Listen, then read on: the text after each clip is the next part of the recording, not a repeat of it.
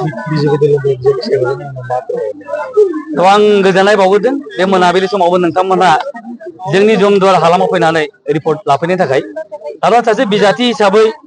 बहुतानो जोंखौ बुंदोंमोन जमदुवार समस्तियाव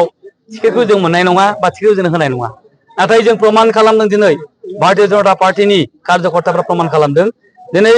जोंनि आसाम प्रदेशनि मानगोनां आफादगिरि दिलीप शइकिया बिथाङा दहाय 8:15 जानाय लोगो लोगो जोंनि नामखौ अर्थात आंनि नामखौ गाबज्रिनाय लोगो लोगो बिथांमोना आसरित मोनदों लोगोसे जोंनि कार्यकर्ताफ्रा रंजाखांनाय मोनदों बिथांमोना बुंदों जे फैगौ समाव अर्थात 26 सेप्तेम्बराव जों रिजाल्टआव भारतीय जनता पार्टीनि सासे बिजाथि हिसाबै आं देरहासार जानानै थांनो थाखाय आङो बाव राजि जायो रेडि जानानै दं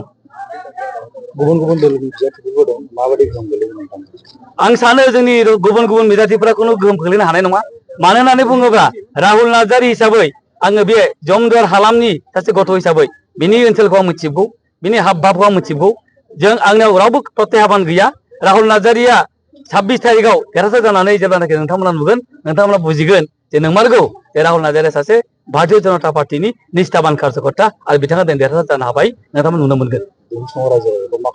आं खावलायदों दिनै भारतीय जनता पार्टी जानानै जमदुवार ओनसोलाव जेसेबांनाखि जोंना जाति धर्म भाषा गैया मानो जों बिथांमोननिफ्राय आशीर्बाद लुबैदों आरो बिथांमोना आशीर्बादखौ होलांबाय थागोन फैगौ समाव जाहाथे आरोबाव साबसिन आशीर्बाद होनानै